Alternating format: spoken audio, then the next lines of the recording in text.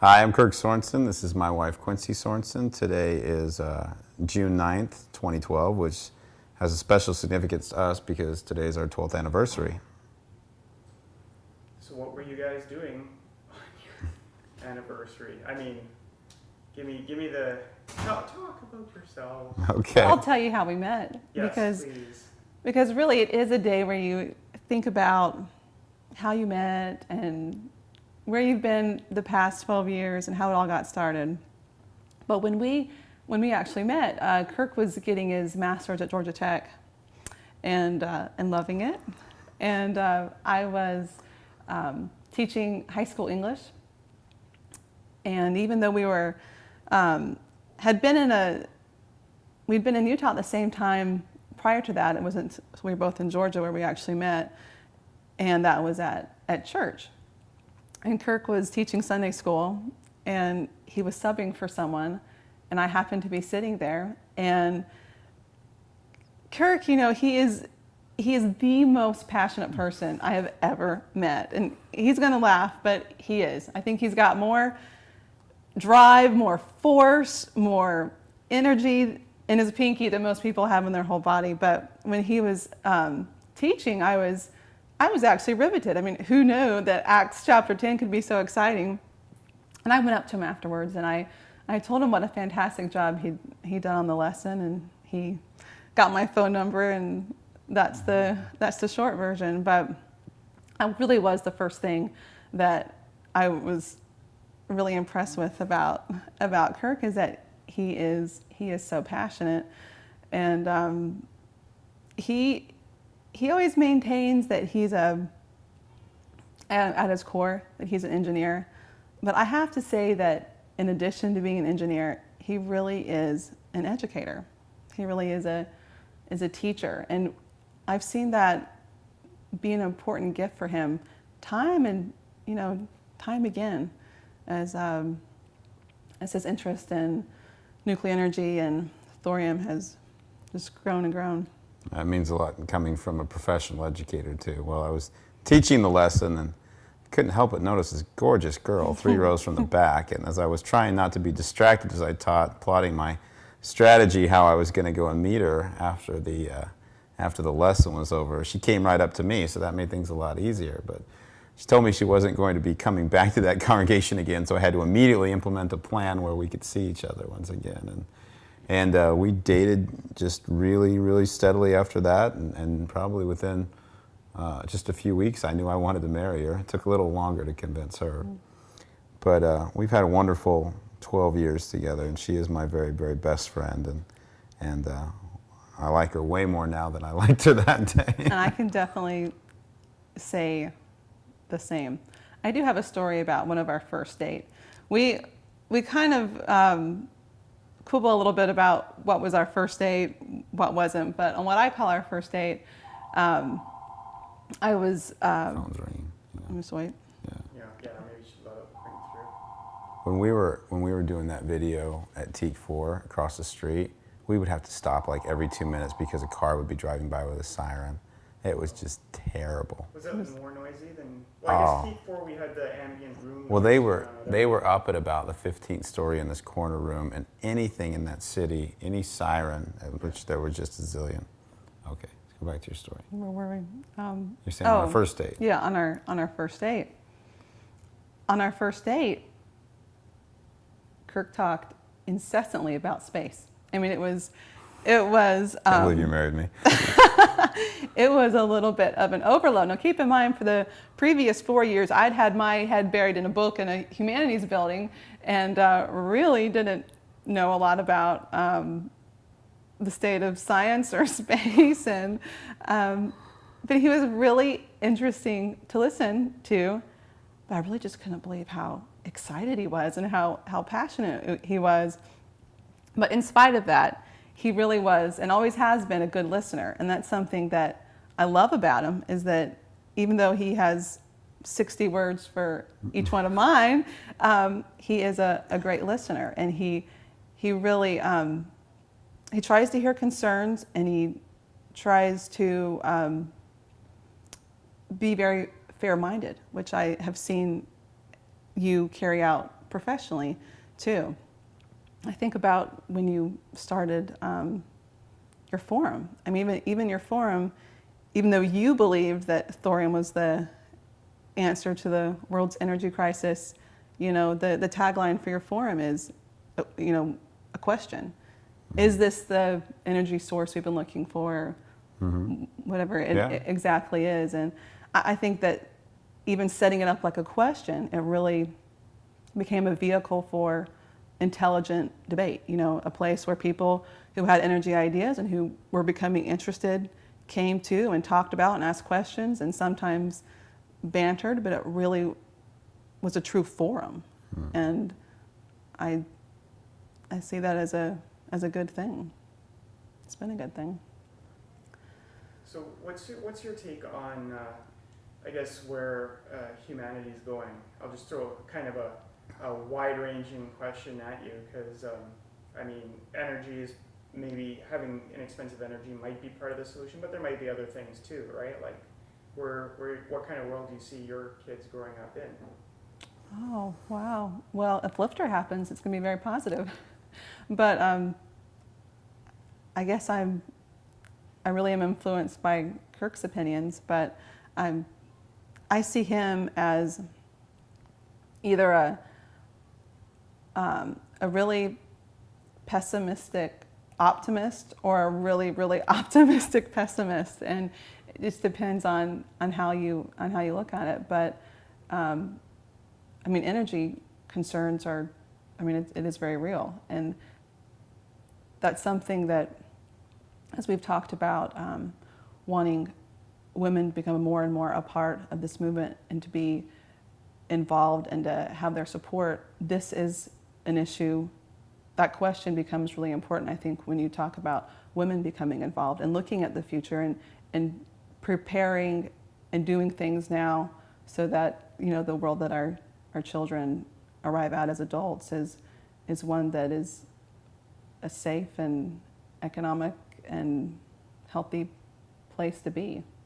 And haven't I helped you see more and more of the thermodynamics of everyday life, you know? Oh, you certainly helped me, because I would know nothing about thermodynamics if it weren't for you, but that's for sure. But the notion of how energy is what gives us the ability to maintain clean homes and clean and fresh food and all these other sort of things. Oh, it all comes down to energy. I mean, here, just over a year ago, our area was affected by a tornado. A serious tornado that the power was out here in parts of the area for close to a week, and never has so many. Oh wait. Who's bothering us? Should I check? Go No. quick. Can I Well, you say? can turn the ringer off. You can just walk out. You know, I'll just unplug it Yeah, so that we don't fine. have this. Probably telemarketers. Yeah, you know what, Teal? Start over again on the tornadoes thing, because I think that's important. I mean, tell the story of what happened when we didn't have energy anymore. Okay. And it was a bunch of tornadoes. Yeah. What year was that even? That Last was year. last year, April of last year. Yeah. So, a little over a year ago, the North Alabama and really into the middle part of Alabama we were affected by a series of tornadoes that was devastating, and it's been something that's come up again and again in our local news and state news as we remembered the 1-year anniversary just a couple weeks ago. And among our neighbors and our friends, even with our kids, we talked more as a community about energy than I've ever heard in just normal conversations. Because, you know, when you don't have your electricity and you're pulling out your candles and you're finding generators and having to go next door to your neighbor to grill and to all work together, it became a topic that people talk about and have continued to talk about. And our kids remember the first night, pulling the candles and playing cards on the carpet right here. And it was very novel and interesting for about 30 minutes. And then we quickly realized how you know, dependent you are on electricity. And you know that intellectually. You know you're dependent on electricity for everything you do, from plugging your curlers to curl your hair to the food that you eat, to, I mean, everything. It's so intertwined in our lives. But then to actually live without it and to really think about it, it really is a different thing to intellectually know something and then to live it and to realize how dependent we are on it and how much we need it, and how much good it does. What did you even do with the freezer and the fridge? What happened? Well, for us, we the previous fall we'd actually purchased a side of beef, and we had, you know, $500-700 worth of beef in our freezer. We lost it. We actually chose to leave. The mayor had suggested that people leave if they could, and you know, my family's outside Atlanta, so we left. And but some people didn't have family close by, and you know, hotels became, you know, that's, you know, a very expensive option. So a lot of people stayed here and kind of rode it out. But as we drove to Georgia, it was a really sobering experience for us because we drove through Ringgold, Georgia. Yeah, Ringgold, Georgia, where 32 people had died. And McDonald's was hit by the tornado And just died. I mean, driving right through it, I mean, you could see the devastation, and it was a very, very sobering. And those were immediate deaths due to a tornado. Yeah, the tornado just touched down on the McDonald's, killed them all. Wow. How many people died that day? There was over 300 people died, most of them in Alabama. It was one of the 10 deadliest days in U.S. history as far as deaths from natural events. It was the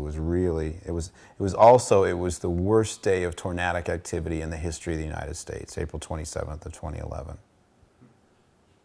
And were there any casualties after the fact due to lack of heating or lack of air conditioning, that sort of deal? You know what, I'm not sure. It happened at the very end of April, and I don't think that particular issue was. Okay. That was actually because of what time of year it was. The weather was very mild. It was cool in the day. It was not very cold at night. So that was maybe a small blessing that really, if it had to happen, that was probably one of the times of the year when it was the least difficult, because the weather really was pretty pleasant. So how about and you guys can go off on any tangent you want. You're doing good bringing up the tornadoes. I wouldn't have thought of that. Do you want to talk about how Kirk progressed from being sort of a cheerleader for MSR or lifter development to That'd be the good. guy? Yeah. This part's quite a story. Where to start?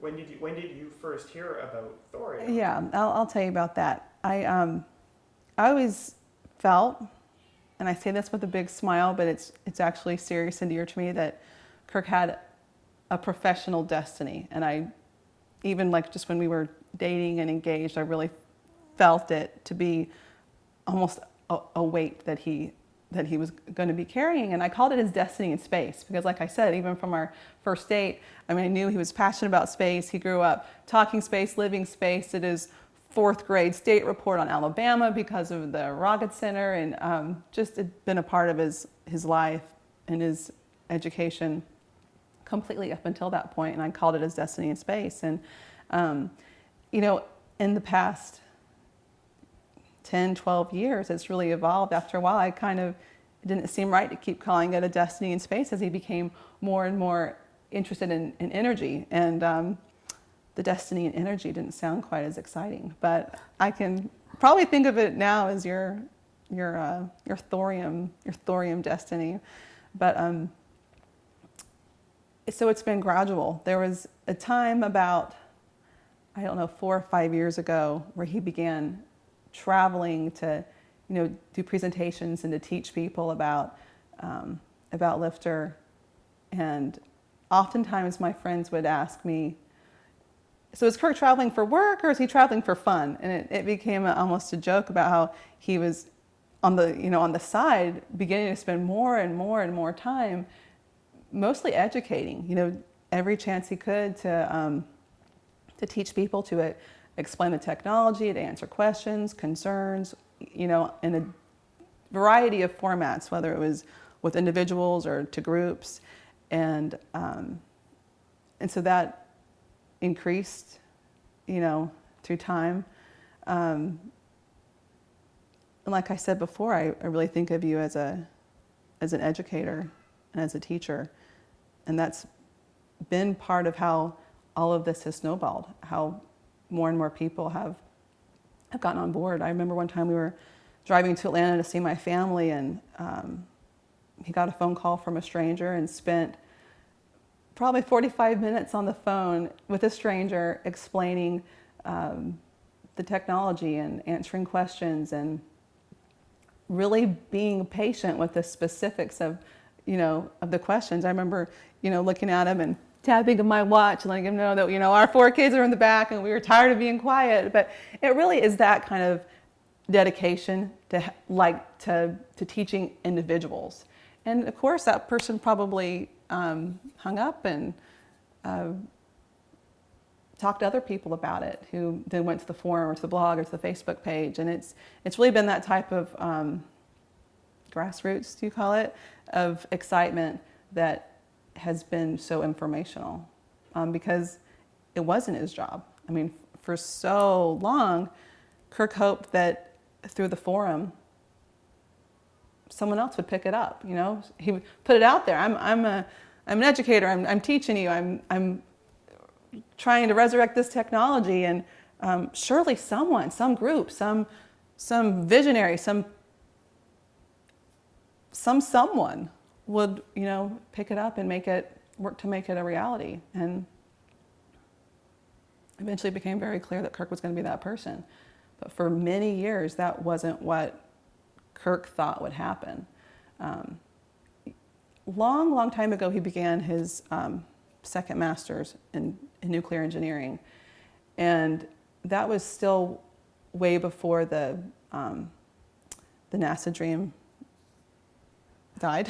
I don't know if I should say that, Yeah, but that's a good way to put it. But that was growing, and he was learning more. And that's something else that I really admire about Kirk, is that he really has a insatiable, unquenchable desire to learn on any given topic. He really doesn't have a lot of hobbies. He loves news, and he loves to watch documentaries, and he'll occasionally watch a Big Bang Theory. But really, he loves to learn, and he had a lot to learn because this wasn't his background. But then he became an expert, and it was through constant reading, constant interviewing, talking to people who did know, and vetting the technology for himself to know that it was as good as he hoped it would be.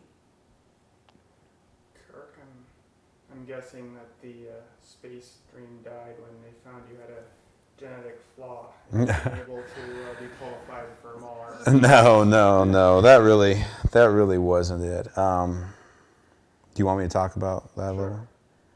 Yeah, the space dream kind of died, I think, when I thought it died when Michael Griffin became NASA administrator, but realizing it really died in the skies over Texas on February 1st, 2003 with the Space Shuttle Columbia. And I told Quincy years later, I didn't realize that was the end, but I think that's really when it was. And the reason why was I had worked at NASA about 3 years at that point, and I was working, advanced technologies, primarily advanced propulsion. We were looking at how to get spacecraft and people out to Mars, maybe even beyond. And after Columbia, NASA just really kind of retreated inward. The tolerance for risk dissolved. People were asking, why are we even putting people in space?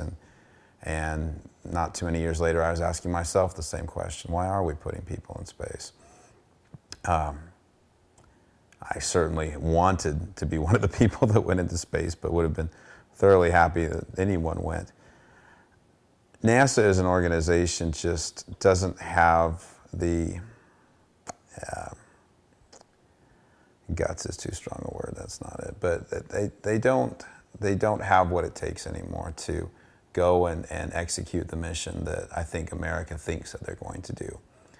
And that's unfortunate. There are a lot of parts of NASA that are doing great work, and I hope they go forward, particularly the unmanned probes that are sent to the outer solar system from like JPL, Jet Propulsion Laboratory. I think that is fantastic work. It's true exploration. But most of NASA, the parts that do the manned part, Kennedy Space Center, Marshall Space Center, Johnson Space Center, I really think their day is past, and they're executing a version of NASA that dates back to the 60s that's obsolete now. So it became more and more clear as time went on that this was the situation. And then, like I said, this was 2003, when now I would say that was when it really began to end, and I didn't leave until 2010. But Kirk always said that he would give NASA 5 years. 5 years, and he ended up giving 10. 10. But there was a very distinct event. And in my last 2 years at NASA, I'd been on assignment to the Army Space and Missile Defense Command. So I'd been out of the loop a little bit, occasionally going back over and to my NASA office, seeing some of my NASA bosses. But there was a particular day I remember distinctly, and it was February 1st of 2010. It was the day that NASA's budget was announced, upcoming budget, and the Constellation program had been canceled. The Constellation program was the program that NASA had started in 2004 to put people back on the moon. And I had been working on it for a number of years. Then I did my work over at the Army, and when that was canceled, and it was good that it got canceled. It was a program that was in really big trouble. It was way over budget. It was poorly designed. It was being very poorly implemented. But I was there with a colleague, and she did trajectory work like I did. And I said, "Well, are you disappointed this has been canceled?" I'll never forget what she said to me. She said, "Kirk, I've been here 30 years. Every single thing I've ever worked on has been canceled." And at that moment, I just thought, I have got to leave. I have got to get out of here. I've got to go do something else with my life. If I stay here, I'm going to be well paid. I'm going to have a very high prestige job, and I'll hate it. And so it was about 2 months later, I accepted the position at Teledyne Brown as chief nuclear technologist, and I exited aerospace, and I began working in the nuclear field.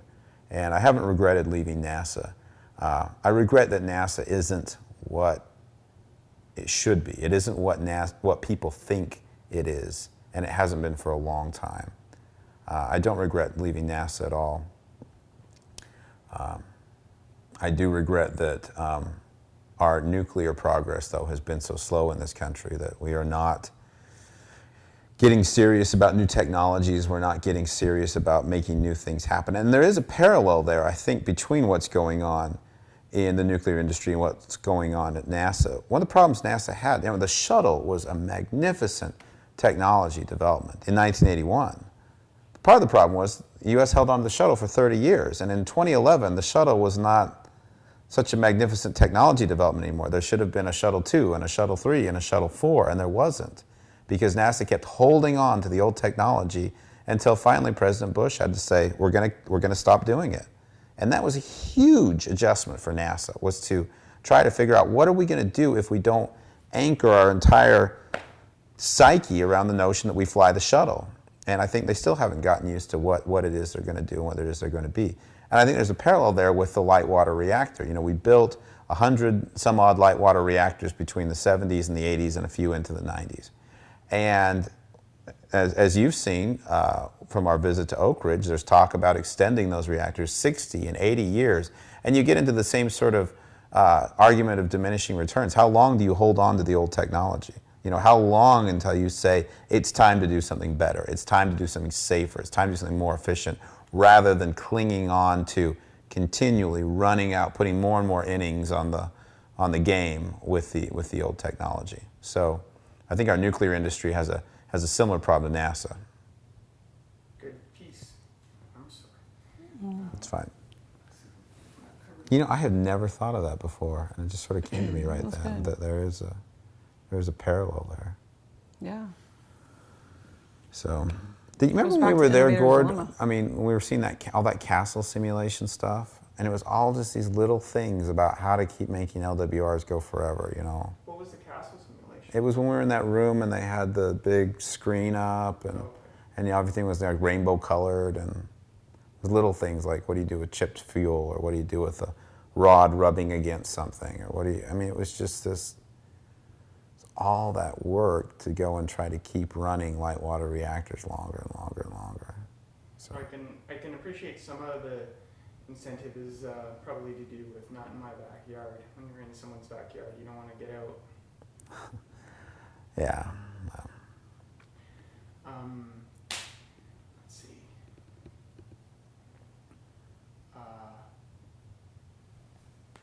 The Kirk's gradual. Oh, I know. It was so Kirk and Kirk started companies. So you probably heard about that long before it actually happened. But what were your thoughts, Quincy, when Kirk was like, "We're going to launch a company and get it done ourselves"? Yeah, I was gonna say, tell the story of Flybe. Well, I mean, I can honestly say that I've always supported Kirk with this. So when he had the conversation with the people at Teledyne, when he was thinking about leaving NASA, I remember I was planting some flowers in our urn right here at the front door, and you said to me, you know, should we think about this? Should we pursue it? And I really felt yes. I mean, this was going to Teledyne. Yeah, this was going to Teledyne, and I'll get to the next part. But it just seemed incredible that he could make a salary to do what for so long he'd been doing on his own, you know, for fun, for years. And I thought, wow, this is a chance to live out this possibility of taking the technology to the next step and to, you know, get some funding for it and to make it a reality. And Teledyne was, I think, I mean, nothing but a good experience. Oh yeah, it was great. Kirk was really happy there. He had a lot of support there. And when he left on really good terms, which was a huge comfort to him. He really felt that that was an important connection, that Teledyne would be useful in the future in terms of, you know, giving them work or building hardware. They're a great company. And I think it was in January of last year, 2011, when you, can we talk about this? Don't use names, but. Okay. When, you know, Kirk had the opportunity to go to California and meet with some potential investors, and all of a sudden we started looking at what he was doing as something that might have to be pursued with our own company, that Teledyne would have a purpose and a role, but not the one of initially getting the technology off the ground, that might be something that you had to do on your own. And even that was a new idea. I mean, it really, even after all these years of promoting the technology and giving lectures and presentations and teaching classes, it really wasn't something that I don't think either one of us had really thought that you'd have your own company to pursue it. I think you always thought you'd be a part of it somehow. I mean, definitely. It'd become your passion. It'd become something just incredibly important to him and to me too. But so it all of a sudden became on our radar as something that we might think about. And as time passed, to me, it became almost an inevitability. I mean, I was excited about it. Nervous too. I mean, don't get me wrong. It's a big leap to leave a salary. And we were nervous for a good reason, weren't we? Yeah. So. Yeah, but he's had my support. We'll always have it. I couldn't have done it without her support. It's just that the period of time she's alluding to when I went to California on two different occasions was when the bug was put in my ear to think about a new company. And I remember the first time a friend of mine suggested it, I just thought, are you serious? I mean, that just sounds crazy. And he's had a lot of experience in Silicon Valley with tech startups, and he says, I don't see any other way to do it. And so I went back and I talked to my Teledyne management, and I said, here's what he thinks, what do you think? And I mean, it wasn't all at once, it was over a period of a couple of days, but they were like, yeah, there's a lot of sense to what he's saying. Here's basically the pros and the cons, and it was actually laid out pretty clearly for me by my boss at Teledyne. And at one point he said, this is the time in your life to do this. If you're going to do this, do it now. You're the right age and you're in the right life circumstance. He goes, if you were any younger, no one would believe you. And if you were any older, you wouldn't have the energy to go make it happen. And I remember sort of feeling like, yeah, there is kind of this launch window, this moment in your life where you're old enough to be taken seriously, but you're young enough that you have the staying power and the stamina to go make it happen. And so with his support, I went ahead and contacted Kirk Dorius and told him where we were and what we were thinking, and he was very enthusiastic. He was. And he didn't know anything about the technology, but he knew Kirk, and he'd known Kirk for 20 years and had faith in him, and then his own knowledge of the technology and the situation he just got more excited and more excited as time passed and as he learned more. I knew Kirk would learn quick because in his patent attorney work, that was one of the things that he did, was he went out, met somebody, and got up to speed on technology very, very quickly. And so I knew he had that capability, and he certainly proved that he can do that. And he has an engineering background, too. He has a fantastic engineering background, and he's one of the most gifted, intuitive mechanical engineers I've ever met in my life. He just has a sense of machines, and you just have to be around him a little while, and you can pick up that intuition he has with how to put things together and where problems might develop and how to anticipate. And there are people that have that. Sometimes we joke, call it the knack, and he's definitely got the knack. And he brings with that also his sense of what he learned as a patent lawyer, which is intellectual property protection. Where are the nuggets that need to be protected? Because when you've got a new company, intellectual property is really all you have at the beginning. I mean, you have yourselves and you have your IP, and that's all you've got when you get started. So Kirk has been really incredibly valuable that way, and it really, looking back, it made a lot of sense that we got together to start Flybe. Today being the day that it is, Kirk was with us 12 years ago and we got married, so I think back on that fondly, that, he was there that day. So word on the street is he was in a class with you and you don't recall it. Oh, with me? No. No, you're my Leanne. He was telling me many times that Quincy doesn't remember me in this class that I don't know what the class was, but you remember Kirk being in the class. Oh, this is Leanne. Oh, no, that's This is Leanne. No, Leanne. Oh, apparently. Yeah. Oh, okay. Because I was at BYU. They were at apparently, Utah State. the first engineering class Kirk and I ever took, I remember, was this 100-something class called Introduction to Engineering. And it was in a big lecture hall, and I still remember going in there in the fall of 1992, Kirk and I. And what we didn't know at the time is Leanne was there too, Leanne Dorius, and apparently, according to her, she remembers me in the class, but she didn't remember Kirk. And I joked with Kirk, I said, well, that was the only girl you and I ever met at Utah State who remembered me and not you, because it was usually the other way around. But Kirk and I were rooming together our freshman year at Utah State, and we had all of our classes together, and we were together constantly and with the same first name. People would walk by, hey, Kirk, or Kirk Squared, or that kind of stuff. So we were kind of a package deal. We were kind of a unit. And You should have come down to Provo. I should have come down to Provo. I could have met you. Well, you weren't there till 1995, so I would have been there too early. You could have come later. Yeah. Well, if I'd have known she was at Brigham Young, I would have swallowed my prejudices, and I would have headed right down to Brigham Young and married her a bunch of years earlier than I did. So how you guys met at a congregation that you were passing through? What was that process you were doing at that time? Yeah. So after I graduated from BYU, I actually did my student teaching in inner city Washington, D.C., and I thought I might stay there. I really loved it there, had a good experience. And but when the principal offered me the job, I really felt I was supposed to go back to Georgia, and actually moved home, and I was teaching at my old high school, and that's why teaching was on my mind a lot when Kirk gave that fantastic lesson. And so she had a real job when we met. And so that's why I was in Georgia, because I'm from Georgia, from the Atlanta area, and he was there because he was getting his master's degree at Georgia Tech. And so even though we had both been in Utah for several years at the same time, we didn't meet until later in Georgia. So that was why I needed to go to Georgia Tech, was to meet her. That's right. So you were the only non-engineer in these families? Tell me you're not an engineer. I'm most definitely not an engineer. High five. What's up with these people, eh?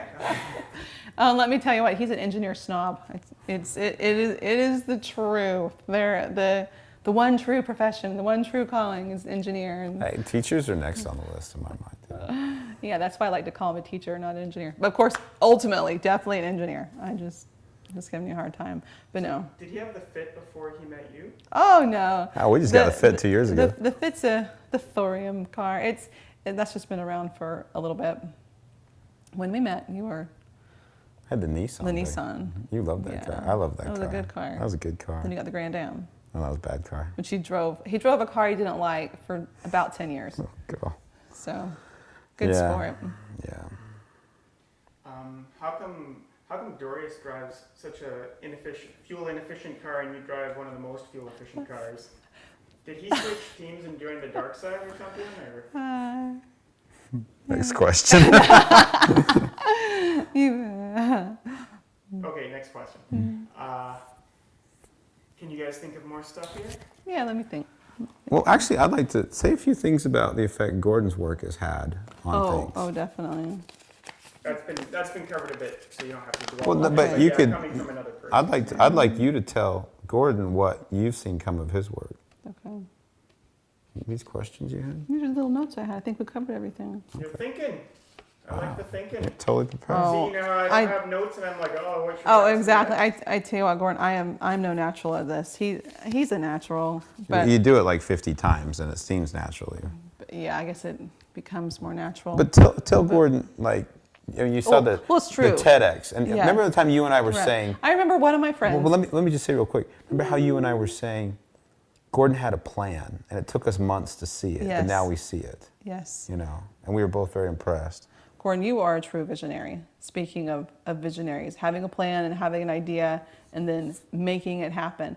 Because so much of this movement's success has come from the internet. It's come from the forum, your blog, the Facebook page, and the posting of videos. I mean, you can learn, you could follow the forum for years and still probably learn more in watching one of your videos than you could just spending tons of time on your own.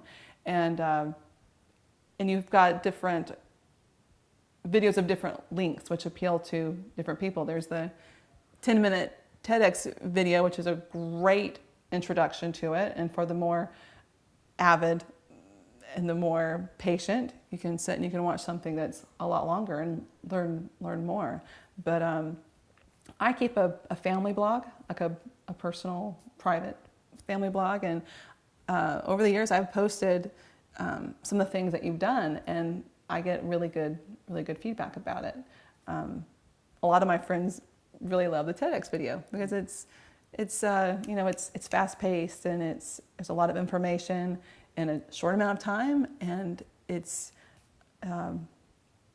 appropriate for the lay person. Yeah, but it's clear Gordon had a plan. Gordon did have a plan. When we went to Calgary, I mean, I thought I'm going to go do TEDx, and then he took me to these other places. And it wasn't until months later when I saw the beginnings, some of the early cuts of Thorium Remix 2011 that I thought, oh, there's a plan here. So then when the call went out to do Thorium Remix 2012, and you had that great appeal video. Oh, I love that video. That's one of my favorites. I think that was one of the first times I'd seen you.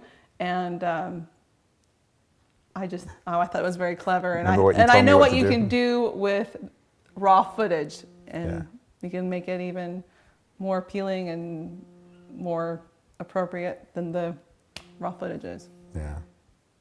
Well, if Ted, well, first of all, if we had gone and gotten a TED talk done right away, then I would have stopped probably. And if we had that TEDx recorded and featured by Ted right away, I don't know if there'd be the remix, because that was the point, right? I was like, if we get a TED talk done and visible by a bunch of people, I'd be like, well, that's the whole goal. And then they ended up doing it right after we did everything else. They finally put it on their landing page as if, that's what I wanted in the first place. And we did all this other stuff trying to kind of Get a TED to even pay attention to it. So I don't know, it's funny where it's like, that was, the plan. It's like, no, the plan was just to get a TED talk that they would feature on their landing page. I didn't know it would take them that long to feature it. Uh-huh. Okay. So what are your hopes for Thorium Remix 2012? Because we have a lot more footage this I time. know. There's a ton of footage. I'm curious to know what route Gordon will take with it, how much the Baroness will be featured, how much you'll be featured, and Let me just to know see the- what this is, because it must Alright. be. If someone knows you Yeah. and me, and they're trying to get through. Yeah, because I heard my phone ring and I thought, probably Dorius. Kirk Dorius, do you want your tripod cases? Oh. I'll just tell him no. We'll just take a second. We can swing by and get them. No. I don't want them. I'm leaving them there on purpose. I should Why? have told them all the garbage I was leaving behind. You guys are now the proud owner of extension cords and other random items that I do not wish to take back to you. Nice. We'll use them. We'll put them to good use, because I think we're heading for a new office that has workshop space this time. That's what I want to get. I want to get one where we have room to go and put things cutter together. and build. And And we'll need a few things. Yeah. You don't have a fabrication facility. We don't. We have an office. I mean, that high bay area you've seen, they use that as a studio. I'd love to go use it to put things together, but that's probably not in the cards. So we need a place where we do have some type of assembly area. Well, you've been cohabitating with Fusion Media. Media Fusion. Media Fusion, Fusion. at just the right time for me to pass by, and they Oh. were very generous. brilliant. They were very generous with their facilities. It was very serendipitous that all of this worked out the way it did, because, I mean, that's what they are, Yeah. a media company, and they've been very generous. Yeah. So here, let me ask perhaps the only unpleasant question I can think of, but so there was a security incident with someone in Japan in the nuclear industry, and it's like, I mean, these guys have to move into more secure environment, right? Ultimately, working with who they're going to be working with. So do you ever worry that, this is not the safest industry to be in, even if you're just a startup? Anyone want to tackle this? I mean, did you read that thing about the guy in Japan? And you're like, this is crazy. No, tell me more, Oh, and then I'll. then if you respond. don't have a natural Don't worry about response, no, don't worry about it. Just tell me don't worry about things. No. That'll make me sound vacuous and Well, okay. empty-headed. She worries about other things. Yeah. Well, you've made a couple of comments over the years that as we've gotten more into this, that who knows what other countries' intelligence know, but I mean, at this point, I go forward with optimism and hope for our safety and well-being. So. All right. Okay, that was a weird question. Okay, what's on your paper? What else? I think I caught everything. Okay, I'm pretty good with what we got. Okay, good. great. Maybe we should have some lunch then. Yeah, sounds good. Do you want to get someone, Kaya? Oh, yeah. Should we say anything at all about the periodic table? You know what? We're so set I'm- up with I'm sorry, cameras I'm here. touching.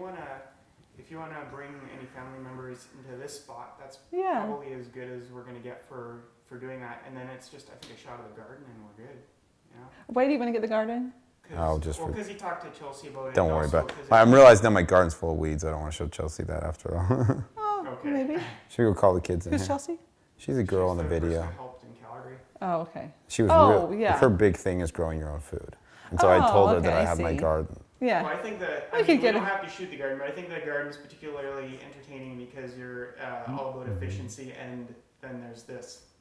What's this? You're inefficient. What execution. Chelsea would want to see is she'd want to see, me with the mule plowing like rows in the backyard, going, oh, harvesting my corn kind of thing. So, If only you had the time for that. yeah. Oh, he's told me that he would love to be a farmer. I don't really ever see it, but There's something kind In of cool another about. life. There's something kind of cool about farming. In another life. Yeah. In another life, I could have been a all farmer.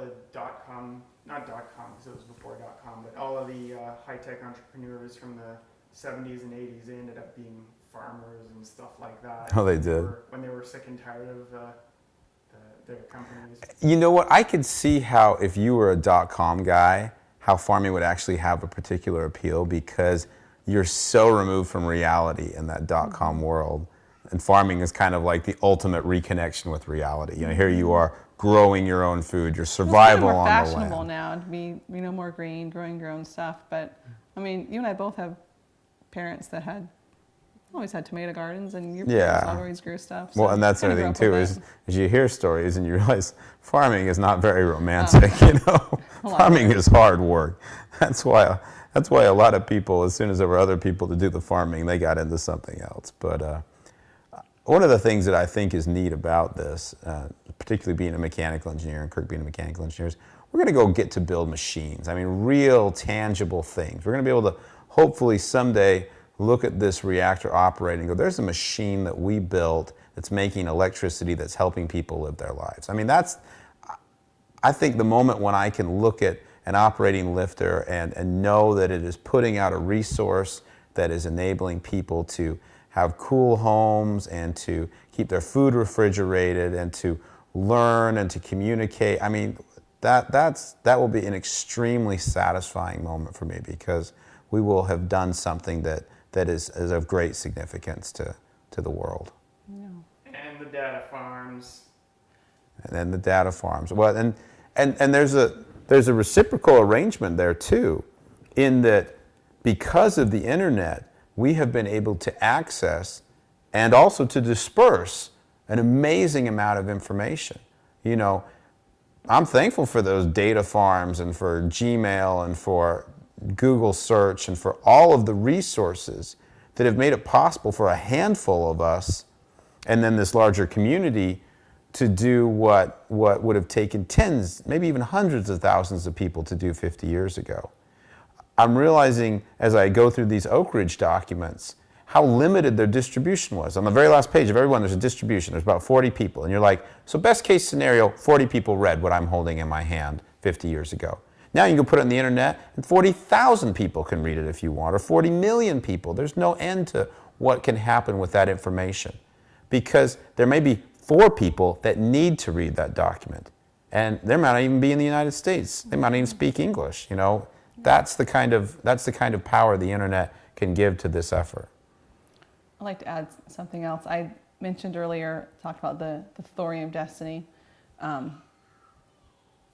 It is truly not Kirk's destiny alone, because so many people have already been so supportive, and as it moves forward, there's so many people that will be involved as it ultimately blesses the lives of not hundreds or thousands, but eventually millions. Billions, hopefully. Well, you guys, even if someone's not receiving power from a lifter, they're receiving energy that's been made cheaper because someone else is displacing that demand. Yeah. That, you know what I mean. But I do think that it is a reasonable and achievable goal that by the end of this century, the overwhelming majority of the energy generated on this planet can come from thorium. And that is the goal that I will be striving towards, and I will attempt to prepare my children to continue my work. Kirk and I have already talked about, it's not just for us. We want our kids to continue this, and we are training them so that when the time comes that they can take their roles as leaders in this effort, and they can continue it through their lives, because this is going to be a multi-generational effort. It takes a long time for the world to transition from one source of energy to the other. It took 50 or 60 years to go from wood to coal, and then from coal to oil, and then from oil to, that's where we've been. Don't you think that's one of the reasons why you wanted the girls to know the periodic table? I think it is, yeah. It kind of became, it started off just kind of being cute and funny when they learned the first 10 elements, and then all of a sudden, Kirk thought, wow, maybe they could learn the whole thing, and it was a trick almost, but it's become something that is really, really for the girls. We've gone back to again and again when we talked about memorization or kind of sticking with a hard task, and if they ever say something's too hard, we always go back to, but the periodic table, and if you could stick it out to learn that, you can learn and do this. And honestly, I mean, you wouldn't believe how often it comes up in our parenting, the fact that they've done this. If they're nervous about a presentation, but you've done the periodic table, or it really comes up again and again. And it's a way for Kirk, and occasionally me too sometimes, to talk about what things are made of, or what where it is on the periodic table and what it involves. And really, from a young age, they see themselves as being immersed in science. Yeah. You know, Kaya went through a phase for a long time where she called us the science family. I remember And that. she'd write about it and talk about how we're the science family, and for Halloween we can wear our lab coats because we're a science family. And you know, last Halloween, got her lab coat, and she and her daddy. I wore a crazy wig. He wore a crazy wig, and that's what they did for Halloween, and it was something fun that they did together. And it's really kind of part of how she sees herself now. So it's for real when Kirk talks about it being a multi-generational thing, because you're not going to change the face of, you know, nuclear power and the nuclear industry overnight. We'll get it started and see great, amazing strides and successes, and then they'll continue. keep it going. They'll take it bigger. I tell Kirk, I say our job is to get the first 5 gigawatts of lifter on the grid. It will be our children's job to turn it from 5 into 5,000 gigawatts. So. Bring on the scientists. That's right. Well, hey, go have their little lab coat Okay. on. That'd be funny. Where's their little lab coat? It's in the dress-up box. Go get it. Whatever's convenient. Whatever. Kaya will like having her little lab coat on. I'm gonna start. We'll clip on little recorders to the kids. Okay. Do their rendition.